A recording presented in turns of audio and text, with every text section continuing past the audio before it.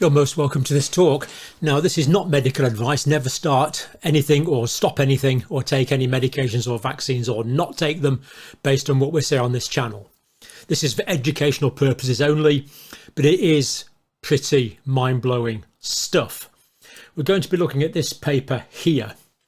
Impact of childhood vaccinations on short and long-term health outcomes in children, a birth cohort study. The full PDF is freely available. Now, I would now tell you where this paper is published, but this paper is not published, but it was submitted to the Senate hearing as evidence. This is the hearing here, and you can listen to the whole thing at your leisure. It's all on that link there that I've posted. Now, let's get straight on to the results and see if you want to listen to this video. This is the study here. How this is the title of the hearings. How the corruption of science has impacted public perceptions and policies regarding vaccines. Now, there's no question in my mind that there's corruption in science, so I would agree with the heading here. After multivariate analysis, now this is not COVID vaccines, this is just any childhood vaccination. After multivariate adjustment, 57% of vaccinated children developed at least one chronic health condition. So the kids that were vaccinated, 57%, at least one chronic health condition. In the unvaccinated group, it was 17% developed a chronic health condition. So we see, according to this paper, way more chronic health conditions developing in vaccinated versus unvaccinated children. That's why I was so careful to say don't do or not do anything based on this video. It's purely for academic purposes, but the results are really quite staggering. Let me give you some more. Exposure to vaccine was independently associated with an increased risk of developing a chronic health condition, the hazard ratio 2.53, in other words, basically 2.5 times more likely.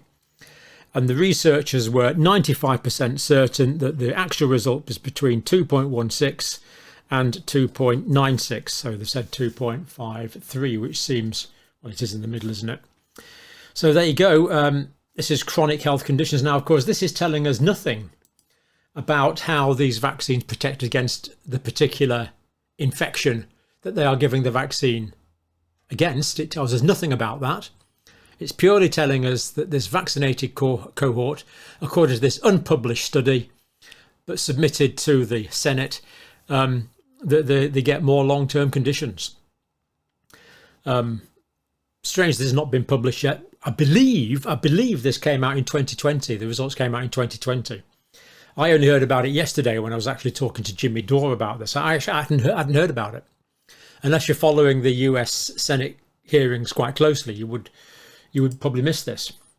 Now, exposure to vaccination. Overall, the development of a chronic health condition occurred more often in the group exposed to vaccines versus unexposed to vaccines. And the probability of this result arising by chance is 1 in 10,000. So, very unlikely that this arose by chance. And so there we are.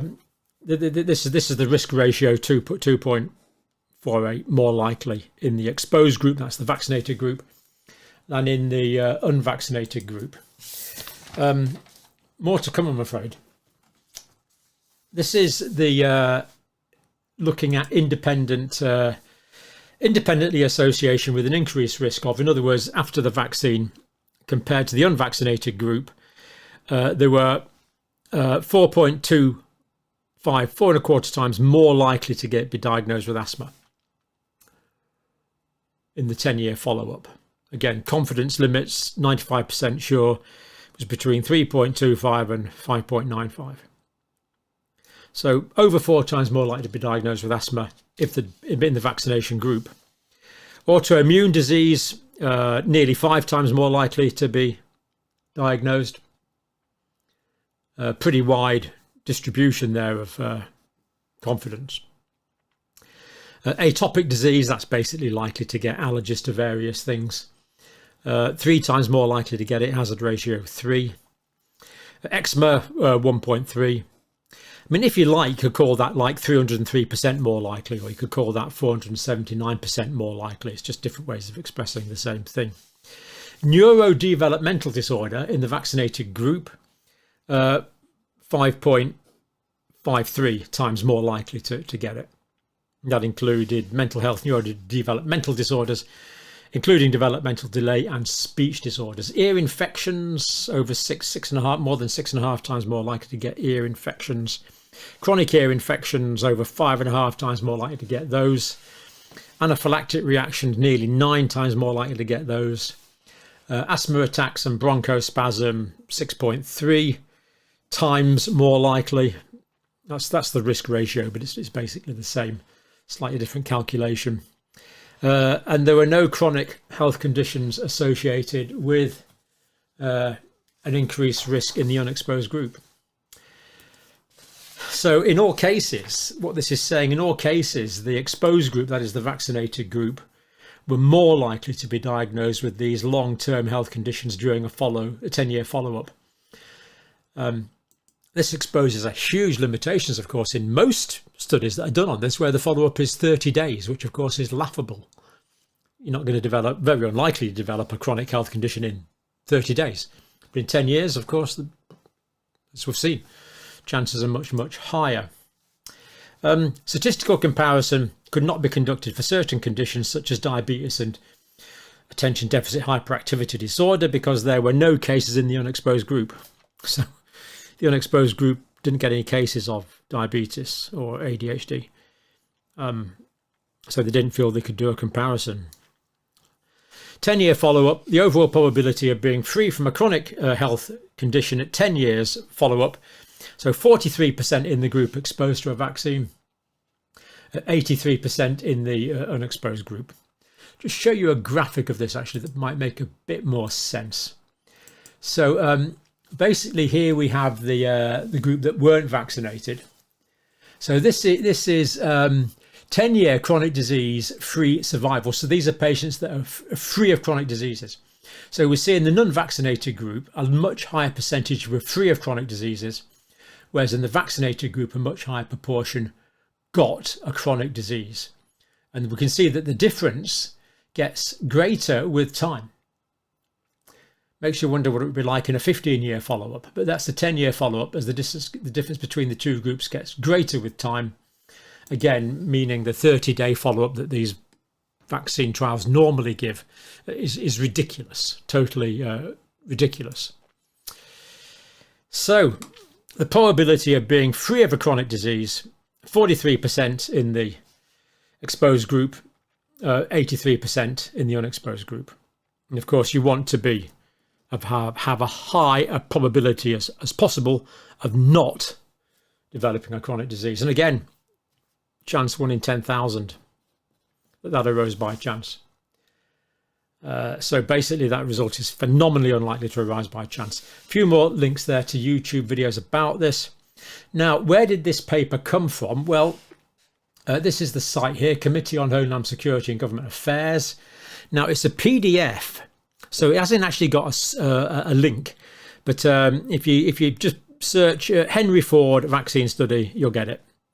And you can download, like me, you can download the PDF because it was entered into the records of the hearings. So get the full PDF for yourself. And it's actually a very intelligible paper, I must say. Very intelligible. I'll just show you it again. It's here. Pretty easy to read, pretty straightforward. There's the abstract. With some of the basic figures in it, and it goes on to explain a lot of the detail. Over the past 30 years, the prevalence of chronic health conditions in children has increased.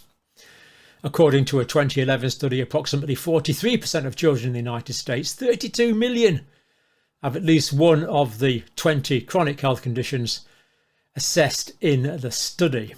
Despite this, there is a paucity of published data to determine contributing factors. It's basically it's like a epidemic, isn't it, of chronic disease in kids. Where is the curiosity about this? So overall, increased risk in the vaccinated group, and for those specific conditions, clear increase in risk according to this data. So this is the study. Objective of the study to compare the short and long-term health outcomes with a captured payer environment. Basically, it was everyone in the Michigan Henry Ford insurance scheme. But that's good because it means they can follow them up of children exposed to one or more vaccines compared to those unexposed. So integrated healthcare systems in Michigan, the Henry Ford system, which I believe is the biggest or the second biggest provider in Michigan. 18,468 children were recruited, born between the year 2000 and the year 2016. They're all enrolled in the health insurance plan, Henry Ford plan in Michigan. Main outcomes: development of a chronic health condition over time, as we've seen much higher in the vaccinated group, sadly. The results, so they had 18,468 consecutive subjects. 1,957 had no exposure to vaccines, but the group that were exposed to vaccines, of course, was much higher, 16,115. But of course, the statistics take this fully into account, and that is a big enough number to get these good statistics, as we've seen. Very low p-values, meaning the results were incredibly unlikely to have arisen by chance. So it's a fairly big number study, this. Quite large numbers. In exposed subjects, the median number of vaccines was 18. And of course, this is 2020. I believe the schedules in the States now are giving even more vaccines than that, which some people are concerned about. And remember, this is not COVID vaccines. This is just childhood vaccinations. So interquartile range, the middle 50% are between 2 and 28 vaccines. Heck, so that means the upper quartile had more than 28. Anyway, the median number was 18. Conclusion: this study found that exposure to vaccination was independently associated with an overall 2.5-fold increased risk in the likelihood of developing a chronic health condition when compared to children unexposed to vaccination. The authors say this suggests that in certain children, exposure to vaccination may increase the likelihood of developing a chronic health condition, particularly for one of the conditions mentioned. Now, as I said, this study is not published. There seems to be a reluctance to publish it for some reason. I have no idea why that might be. You might have some ideas on that. Let me know what you think. But it's now in the public domain as a submission to Senate, which is why I feel free to talk about it. And the video, there's hours of video on it as well. So obviously this study's been, what's the expression? Fact checked. And the fact checkers don't like it. So is this study flawed? Lots of things are poo-pooing this study, saying it's a load of rubbish. So this likely demonstrates that when a child has a medical condition, parents sought healthcare. So the main counter-argument seems to be that in the children that were vaccinated, they went to healthcare providers more often for longer, therefore were more likely to be diagnosed with a condition. But believe me, if your child's got diabetes, you're going to seek healthcare advice. If your child's got asthma, you're going to seek healthcare advice, because if you don't, they're going to die. And parents, of course, are going to take them to healthcare providers. So that's quite a good argument against the idea that the vaccinated ones their diseases were detected more, because these are diseases that require medical diagnosis and medical treatment. Otherwise, the children very often would simply die. They would not be with us anymore. In fact, many conditions evaluated in this study are serious and cannot be self-treated. Yeah, this is directly from the authors. Such as asthma, diabetes, anaphylaxis or asthma attacks, I mean, heck, you know, you can die from asthma attacks, no problem at all. It's a life-threatening emergency, or can be, warranting urgent medical care. We nonetheless conducted several sensitivity analyses to explore the influence of healthcare utilisation, in other words, how likely you were to go to healthcare, in order to improve the internal validity of this study and minimise the potential of ascertainment bias. So was it that in the vaccinated group that they were ascertained as having more medical conditions? According to the researchers, not Cox proximity hazard analysis, which is a statistical tool that they used in this. The association between vaccine and development of a chronic health condition was independent of these factors. Therefore, our findings do not appear to be due to differential use of healthcare resources. So that, if true, would undermine the fact-checking arguments that I've read. This study needs to be published and opened up to global peer review, and needs to be repeated in other cases. The authors do say, as far as they're aware, this is the only study where there's been complete an evaluation between those vaccinated and those not vaccinated at all. That would seem obvious to me, and I suspect obvious to you, but apparently it wasn't done until this study came along. As I say, this tells you nothing about how they're protected from specific diseases. So what we have here is a risk-benefit analysis, being protected from some specific diseases versus developing a chronic condition. And of course, if you develop asthma or diabetes or autoimmune disease, you could have that for life. So this needs to be done fairly urgently. As I say, do not take any vaccines based on what I say. Do not take any vaccines based on what I say. This is purely for academic, educational purposes. But it is rather interesting, isn't it? Let's get it published. Let's get it peer reviewed. Let's get replication studies done. And then we'll know more than we know now. Prima facie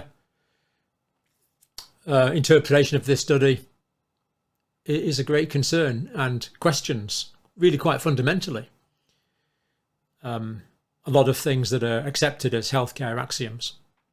But maybe it's good to ask the fundamental questions. Yeah, let's free to ask questions, but let's be very slow to act on them until we know exactly what we're talking about. So there you go, purely academic video. Bless you and thank you for watching.